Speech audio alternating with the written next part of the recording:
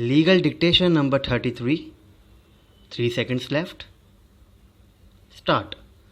The submission of learned counsel for the petitioner is that the impugned order has been passed under section 48 2A of the Act, which gives the power to the state government to remove the president only if there has been a failure on the part of the president in performing his duties.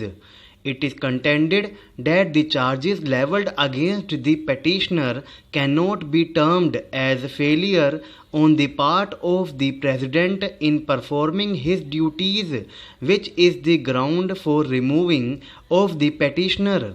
The charges can be divided in two sets. One which relates to fixation of annual rent of 5 houses and land which was fixed at less than rental value, and the other regarding transfer of tenancy rights of 9 shops, out of which 8 shops were transferred in the preceding term which ended in 2006, and only one with regard to the current term, for which explanation had been given by the petitioner in his detailed point-wise reply running in over 15 pages.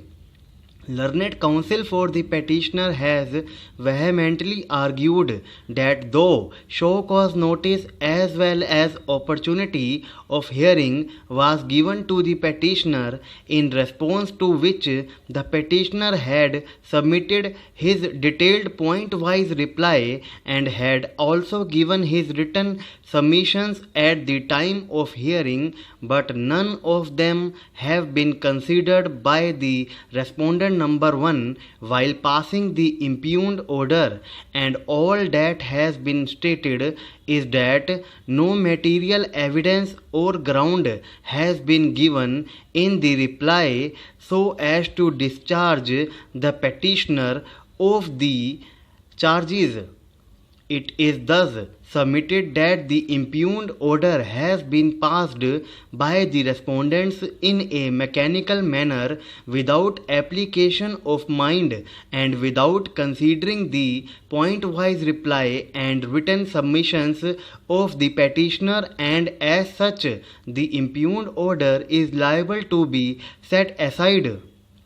Learned standing counsel has however submitted that the order finds support from the reports of district magistrate and subdivisional magistrate, and as such the said order should be considered in the light of the said reports, and he thus submits that the order is fully justified. On being asked, learned standing counsel could not make a statement as to whether the reports of the district magistrate and subdivisional magistrate had been provided to the petitioner before passing of the impugned order. It has been further submitted that the order having been passed under section 48 2A and not under section 48 2A is fully justified, as according to the learned standing counsel by UP Act number 6 of 2004, subsection 2A had been inserted to provide that where after inquiry the president is found to be guilty of any of the grounds referred to in subsection 2A, he shall cease to exercise, perform and discharge the financial and administrative powers, functions and duties of the president,